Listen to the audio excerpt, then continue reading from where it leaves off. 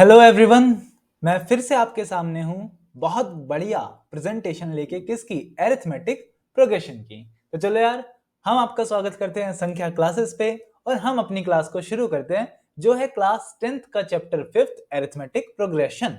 चलो यार, सबसे पहले जानते हैं कि इसके बारे में कि होती क्या है चीजें। एरिथमेटिक प्रोग्रेशन की जब हम बात करते हैं तो हम सबसे पहले जानते हैं कि प्रोग्रेशन होता क्या है। अब प्रोग्रेशन क्या होता है?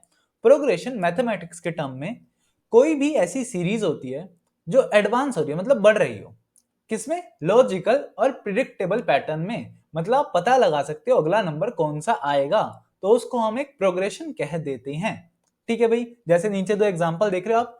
एक है 2, 4, 8, 16, 32। ठीक है, इसमें आप देख रहे हो कि हर नंबर अगले बार 2 से मल्टीप्लाई हो रहा है। जैसे 2 2 4, 4 2 8, 8 2 16 और 16 2 32। अब नीचे देखो, दूसरा एग्जांपल कहता है 100, 99, 98, 97। मतलब अगला क्या आएगा? अगला 96 आएगा। तो आपको पता चल गया, आप प्रिडिक्ट कर पा रहे हो कि अगला नंबर क्या आएगा।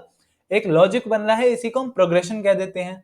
अब आपको सिर्फ एपी पढ़ना है, मतलब एरिथमेटिक प्रोग्रेशन पढ़ना है। लेकिन इसका मतलब ये नहीं है कि दुनिया में सिर्फ एक ही प्रोग्रेशन होता है। क्या और भी प्रोग्रेशन होते हैं? भाई बिल्कुल होते हैं। जानते हैं कौन कौन से होते हैं? तो अब हमारा अगला टॉपिक है प्रोग्रेशन टाइप्स। प्रोग्रेशन के 3 टाइप होते हैं। एरिथमेटिक प्रोग्रेशन जो हम पढ़ने वाले हैं, जियोमेट्रिक प्रोग्रेशन और हार्मोनिक प्रोग्रेशन।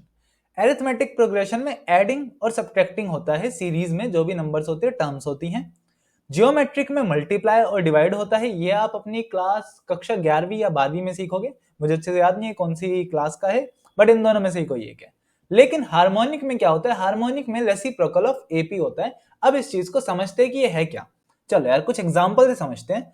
हमारे सामने एग्जांपल है भाई। पहला एग्जांपल है एपी। एपी में देखो, पहला नंबर है 2, फिर 4, फिर 6, फिर 8, फिर 10। अगला क्या आना चाहिए भाई? सबको पता है 12। 12 के बाद 14, 14 के बाद 16। हर नंबर में 2 का गैप है, मतलब गैप है सेम, लेकिन ऐड करके आ रहे हैं। +2 +2 +2 +2 और +2।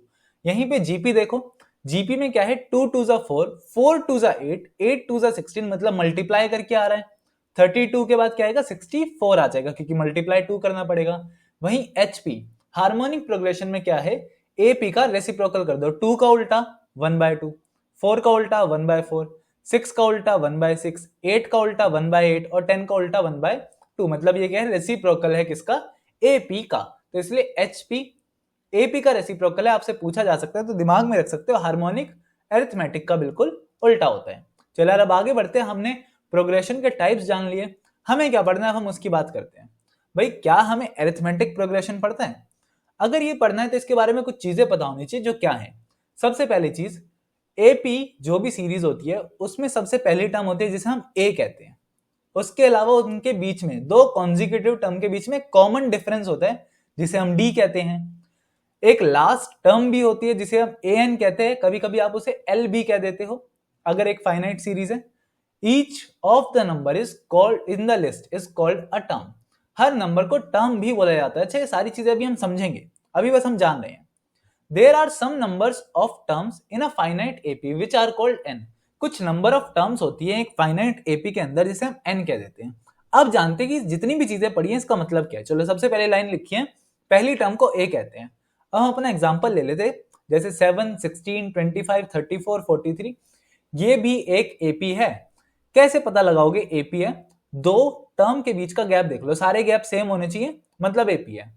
माइनस करके देखेंगे, जैसे देखो, पहली टर्म को क्या कहते हैं? ए कहते हैं। तो 7 क्या हो जाएगा? ए। देखो लिखा हुआ था ना यहाँ पे, first term of an AP is called a. तो ए कितना हो जाएगा? 7। डी क्या होता है? कॉन्जिक्यूटिव टर्म्स का गैप। तो 16 में से 7 माइनस करूंगा, A2 माइनस A1 करूंगा, तो कितना हो जाएगा? 9 आ जाएगा। 9 आया है मेरा कॉमन डिफरेंस। एन क्या है? एन होता है कि इसमें नंबर ऑफ टर्म्स कितनी है। अब देखो, गिनते हैं। ये फर्स्ट टर्म है 7, दूसरी, तीसरी, फोर्थ, फिफ्थ, 6, 7, 8, 9, 10। मतलब हमारे नंबर ऑफ टर्म्स कितनी है? 10 नंबर ऑफ टर्म्स है। क्या इन नंबर ऑफ टर्म्स के कुछ पर्टिकुलर नेम भी होंगे? जैसा पहली A1 कहलाएगी, दूसरी A2, तीसरी A3, A4, A5, A6, A7, A8, A9 और A10। मतलब जैसे जैसे नंबर बढ़ता जाता है वैसे वैसे उसकी टर्म भी चेंज होती जाती है। इसी प्रकार से अगर मुझे बताओ 15th टर्म है तो हम उसे क्या बोलेंगे?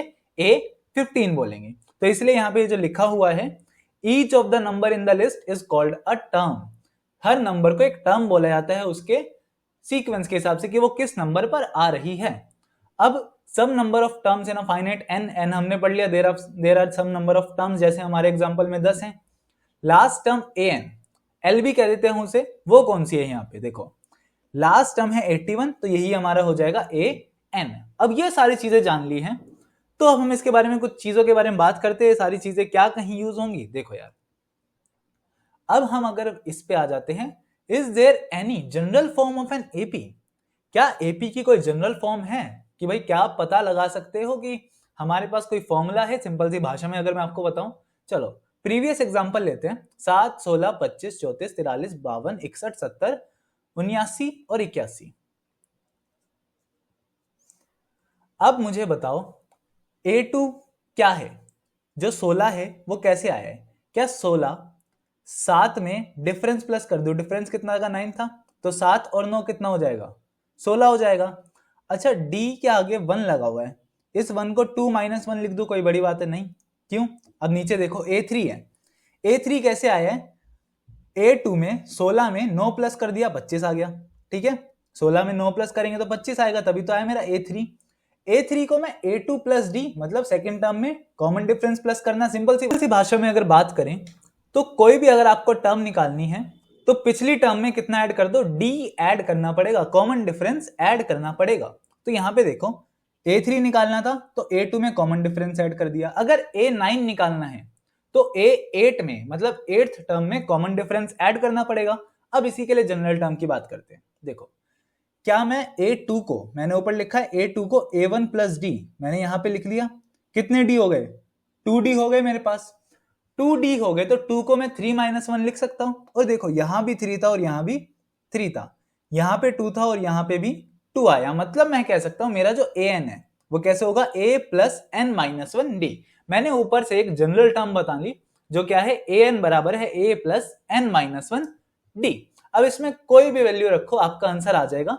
आप एक काम करो, आपका एक टास्क है अभी, आप A7 रख के देखो, आपके पास यहाँ पे A है 7 और N कितना है, N आएगा आपका 7 और D कितना आएगा 9, ये सारी टर्म्स रख के देखो क्या आपका A7 कौन सा, इसमें first, second, third, fourth, fifth, 6, 7, 61 आ रहा है। अगर आपका 61 आ रहा है मतलब आप इस फॉर्मूले को यूज करना अच्छे से जान गए हो। और जिसको नहीं आ रहा है भाई हमारे साथ जुड़े रहो, मैं अगली क्लास में बुक्स के सारे क्वेश्चन करवाने वाला हूं, इंपॉर्टेंट, और उससे अगली क्लास में आपके लिए बाहर से PYQs लाने वाला हूं जो बोर्ड्स में पूछे जाते हैं। ठीक है भाई, चलो हम आगे बढ़ते हैं। अब हमारे पास अगला टॉपिक क्या है, तो भाई इन्होंने हमसे क्वेश्चन पूछा है, can we have a negative difference. तो इन्होंने कोई नहीं है यहाँ पे, सारी स्लाइड्स मैं बना के लाया हूं, मैं ही आपसे पूछ रहा हूं।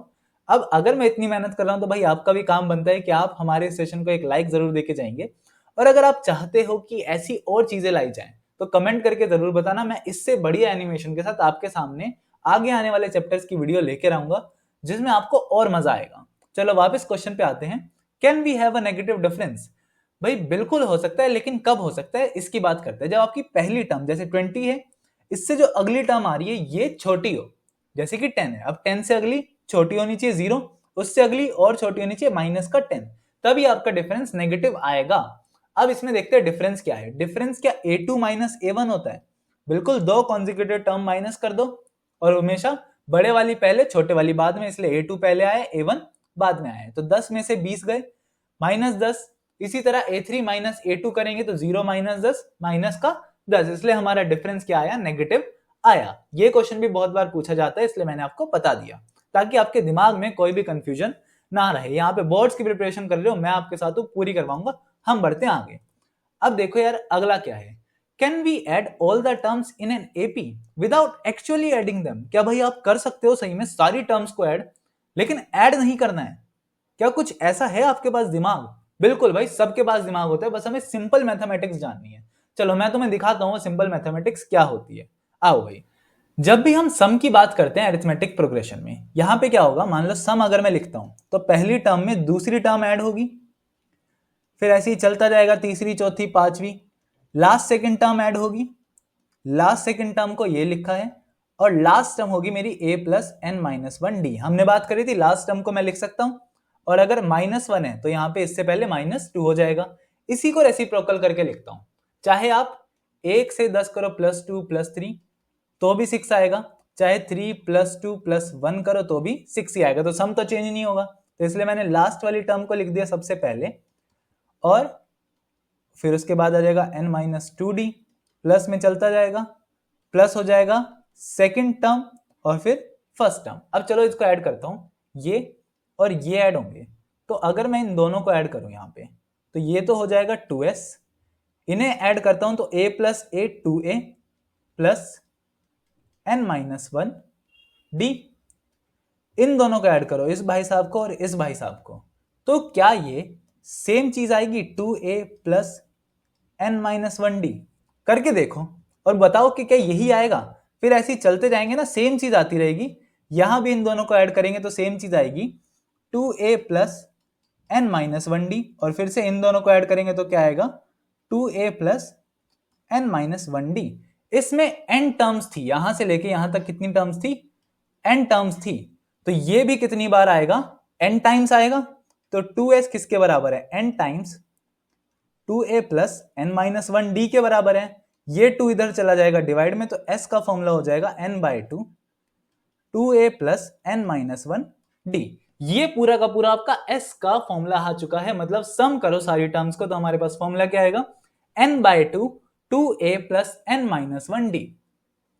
क्या इसके अलावा इसको हम और किसी भी फॉर्म में चेंज कर सकते हैं? बिल्कुल यार, चलो करके देखते हैं। हमारे पास क्या है, हमारे पास था s बराबर है n/2 2a plus n-1d।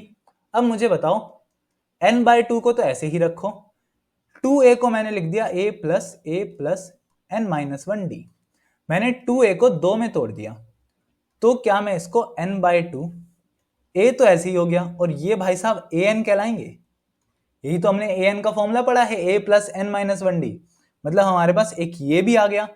an अगर लास्ट टर्म होती है तो sn क्या हो जाएगा, यहाँ पे n आ जाएगा, तो n/2 a प्लस l, ये भी हमारे पास एक फॉर्मूला आ जाएगा। मतलब 1 2 और 3 फॉर्मूले हमारे पास आ चुके हैं किसके, sn निकालने के।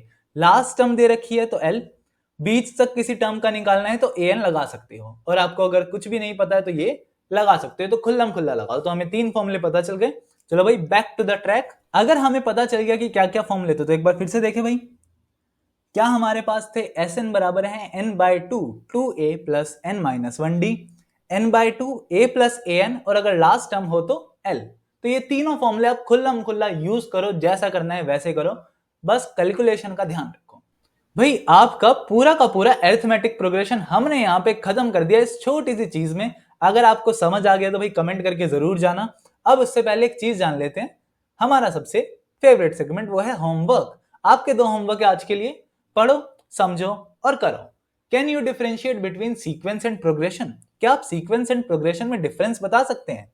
दूसरा क्वेश्चन है, can you find a general formula to find the sum of first n natural number?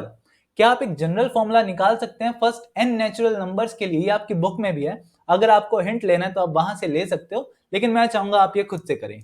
तो बस भाई आज की क्लास को हम यहीं पे खत्म करते हैं। हमारी अरिथमेटिक प्रोग्रेशन का पूरा कंसेप्ट आपके सामने इस छोटी सी स्लाइड में था। अगर आपको अच्छी लगी हो तो भाई कमेंट करके जरूर जाना, हमारे सेशन को लाइक कर देना, और जो भी नए हैं भाई कृपया सब्सक्राइब कर देना। आज की क्लास को यहीं पे खत्म करते हैं। सभी को थैंक यू, आपका दिन मंगलमय हो।